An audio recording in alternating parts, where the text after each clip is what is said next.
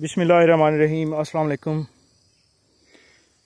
आज आपको दिखाना चाह रहे हैं कि पिकनिक पे जो पौधे होते हैं, अक्सर लोग ये सवाल करते हैं कि जी चूहे आते हैं और पौधा जो है वो बिल्कुल मर जाता है और चूहे जो हैं वो जड़ें खाते हैं।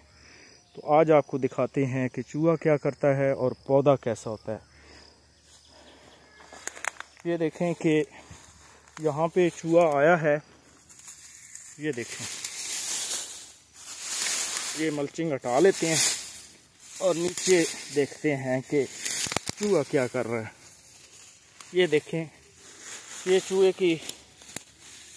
खेर है और ये उसका सुराख है और एक बिल्कुल पौधे के पास है। और पौधे की रंगत देखें। ये पौधा भी बता दें कि ये पौधा आलू बुखारा है, फजल मनानी। तो माशाल्लाह लश ग्रीन है। चारों साइडों से चूहे ने इसकी गोडी भी की है और माशाल्लाह नीचे देखें कुदरती हशरात फिर रहे हैं। चूहा भी इधर घूम रहा है और सिर्फ ये एक नहीं है, ये पूरी जगह पे, ये पिकनिक पे हमारा बाग लगा हुआ है जिसमें सीडलेस लेमन है। यहाँ आपने वीडियो देखी होगी कि आग लगी थी और हमारे कई पौधे जो थे वो झुलस गए थे।